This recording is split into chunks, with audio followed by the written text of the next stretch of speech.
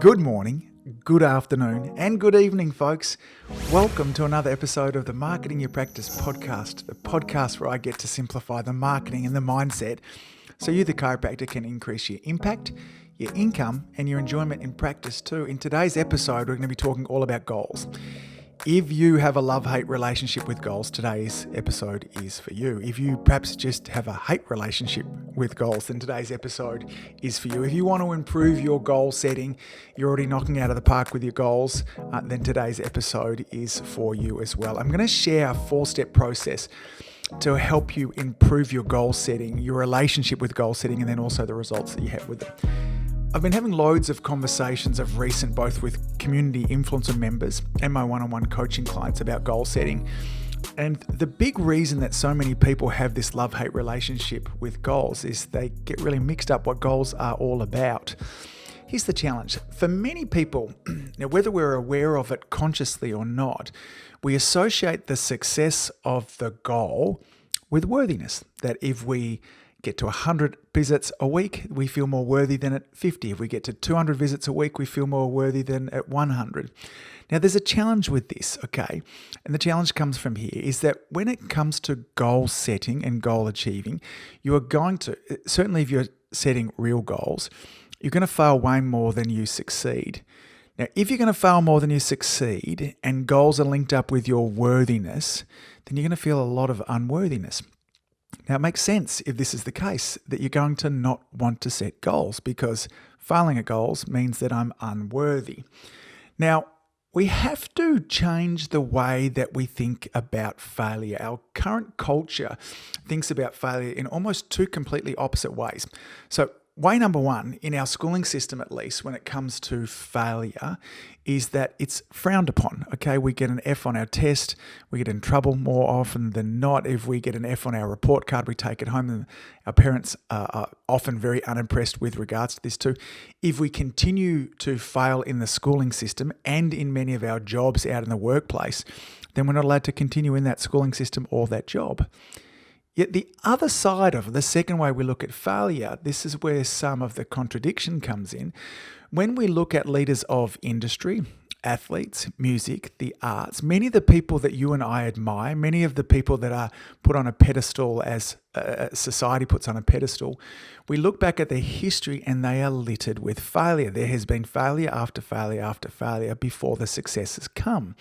Now, we've all heard the story of Thomas Edison and the tens of thousands of failures that he had before inventing the light globe. Many of you would be aware that Michael Jordan failed and got kicked off his high school basketball side before becoming arguably the greatest basketball of all time. Even Elvis Presley was told in the early days that he should give up music and go back to driving a truck. Now, there is something about these stories there that really bond with us as human beings. We see the story of failure, we see somebody overcome it, and that's where this great sense of admiration comes. But how do we reconcile this with the fact that so much of the rest of our system, our schooling and our workplaces, really fails or really frowns upon failure? So let's reorientate the way that we think about goals. I want to take you through a 4-step process that will really improve the relationship, first of all, that you have with goals, and then even more so, improve the results that you get. Step number one is that we have to unlink the goal with worthiness. What I mean by this, whether you get the goal or you don't get the goal, it doesn't make any difference to your worthiness. Now, inherently, almost everybody I've spoken to has experienced at some stage, they've gone after something wonderful, they've achieved it, they've got there, and they've then said to themselves, is this all there is to it? Now, this very much happened to me in the early days when I was wanting to grow my practice. I thought it would be, when I got to 100 a week, that would be it. Like I would feel amazing. I would feel like I'm a success as a chiropractor. Maybe it was 200, 300, 400. And eventually I started to realize around this stage there too, that there was going to be no volume of patients that I could see that would have me feel worthy. So here's the first thing that's important. You need to understand that whether you get the goal or don't get the goal, it's no reflection whatsoever with regards to your worthiness, okay? Now, realizing onto step number 2, I want to continue to talk about worthiness. Your worthiness is always at 100%, whether you get the goal or don't get the goal. We are born 100% worthy and we remain 100% worthy all the way throughout life. Now, we can interfere with the expression of our worthiness. And this happens all the time for many of us, most of us, all of us at some stage. In fact, I think there's some really wonderful parallels between worthiness and innate intelligence. Now, innate intelligence is a term that many of us as chiropractors will be aware of. And if you've ever studied the 33 principles of chiropractic that explain what chiropractic is, where it fits into the healthcare system, what it does and what it doesn't do. If you haven't studied this, you really should read them. They're stunning, they're helpful, and they'll bring you a great deal of clarity in around what chiropractic actually is. Now, inside of those, when we study this, one of the things that the Palmers talk about is that innate intelligence, the inner healing intelligence of the body, is always at 100%. And that when we have a subluxation, when our spine is misaligned, it doesn't decrease innate intelligence. You can never decrease innate intelligence. What you can do is that you can impact or decrease the expression of it. Let me give you an example, okay? I want you to imagine Picasso, the painter, and he's about to paint another masterpiece there. He has the wisdom and intelligence inside of him. He has his paints, his canvas, and his brushes. And if every time he went out to start to paint, if I knocked his hand, that would be like what subluxation is interfering with intelligence, okay? So he's at 100% intelligence himself. He's got all the raw materials to produce this wonderful painting, but he can't produce it because in this case, I'm the interference. I'm the subluxation that's interfering with his hand. Now, by the same term and in the same way of metaphor, thinking about it there too, you are always 100% worthy. You cannot interfere with it. That cup remains full. I think that's the wonderful way that our Creator made us there as well. But we can and we do interfere with the expression of it all the time. We interfere with it with the stinking thinking that we have, limiting beliefs. All these kind of things get in the way of us expressing our worthiness, okay? So step number 2, let me remind that again. Step number 1 is we need to unlink worthiness from our goals, okay? I'm going to talk about why we do go after goals in a moment. Step number 2 is that you need to know that you're always worthy and you're always lovable and you're always enough. It fascinates me with the conversations that I get to have with really wonderful people from wounds that have happened early on in their lives, that they have built up this story that they're not enough, they're not lovable, and they're not worthy. And I'm here to tell you that you are. You can't remove any of your worthiness, your lovableness, or your enoughness, okay? So, why do we set goals if the achievement of goals is not going to make us more happy, not in the long term anyway? If the achievement of goals is not going to make us more lovable and or more worthy, why would we set them? We set goals because it's literally hardwired into us as human beings, as Homo sapiens. There is this inner drive amongst all people that I've spoken to for expansion. And I believe that there was this inner drive inside of us which ultimately allowed us, as a culture, as a group of people that at this stage we understand started, in the African continent and then spread out all over the world.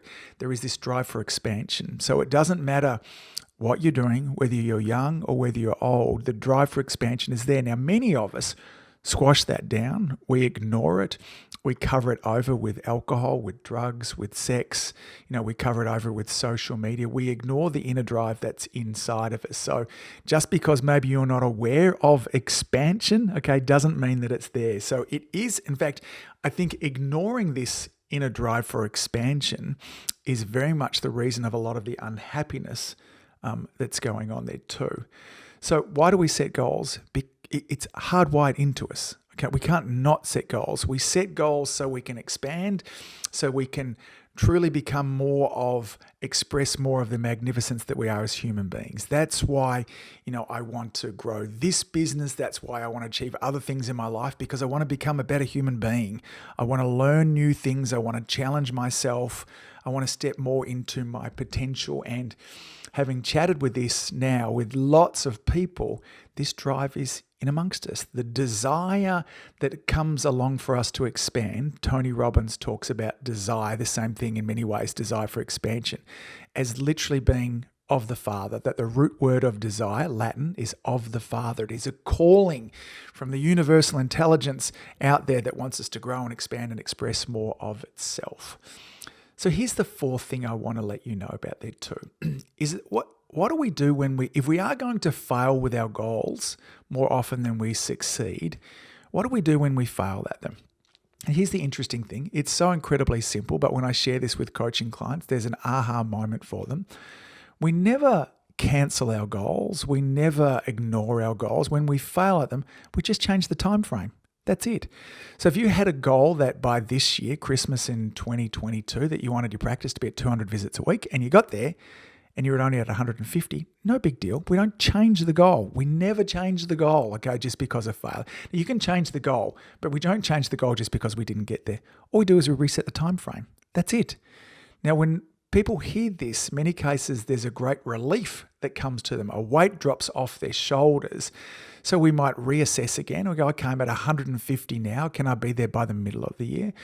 Now, when we're reassessing the time frame, the other thing that you would want to do as well is perhaps do an audit of what have you done over the last 6 or 12 months in the journey towards those goals? Do we need to continue doing those things? Do we need to do some new things? Do we need to do some new things and continue to do those old things there as well? But the fourth step is when we fail at our goals, we never stop the goal, we never cancel the goal. All that we do is that we extend out the time frame. Now, these 4 steps, again, let me summarize them for you. Number 1 being is that we have to unlink worthiness with goal setting, okay, or the achievement of the goal. You'll be bitterly disappointed. It's the other reason that people stop setting goals, because I did it in the past. I got there and the juice wasn't worth the squeeze. It really wasn't what I thought it was going to be. That's because you thought you were going to be more worthy, more lovable, more amazing just because you achieved the goal. And sadly, that's not the case. Realizing that worthiness and lovability and enoughness is always at 100%. Yes, we can and we often do interfere with the expression of it. But inside you, innately, deep inside you, you're always lovable and you're always worthy. Okay? Step number 3 is we need to understand the real reason we set goals is for expansion. Okay? It is innately wired inside of us. It's hardwired inside us for us to set goals. Human beings do this. If you ignore it, you're going to be very unhappy and unfulfilled. And then the 4th point to really remember inside of this is that when you fail, and you will fail, we don't stop the goal. We don't ignore the goal. We don't just move on to a different goal. We just expand out the time frame. These 4 steps will not only change your relationship with goals, they'll actually have you be way more successful with them because you'll continue on with them, okay? And again, we don't fail. The only way that we can fail with this is stop, okay? You will eventually get, if the desire is inside you to get to 200 a week, it's already done. If the desire is there, the outcome is guaranteed. The only variable is the time frame. That's about it along the way there too. So remember these 4 steps next time you have a calling for something great, next time that you set a goal and don't get there, okay? Come back. Maybe this is an episode that you need to listen to again. If you need me to clarify any of this, if you want more discussions in around this, then reach out to me on the socials, send me an email, give me a phone call, any of those types of things there too. I love these conversations because they're very, very important for us as chiropractors to help us increase our income, our impact, and our enjoyment in practice also. Folks, that's it for today. Thanks for all that you do. Keep saving lives. Remember, your community needs you to master this stuff so you can step up and serve more people and be a leader for them as well. Till next time, see you soon.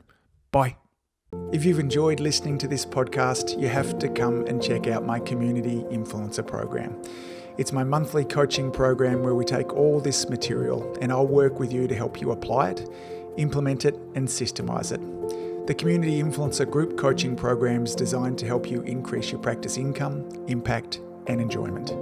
Join me over at anguspyke.com/join. That's anguspyke.com/join. I'd love to see you there.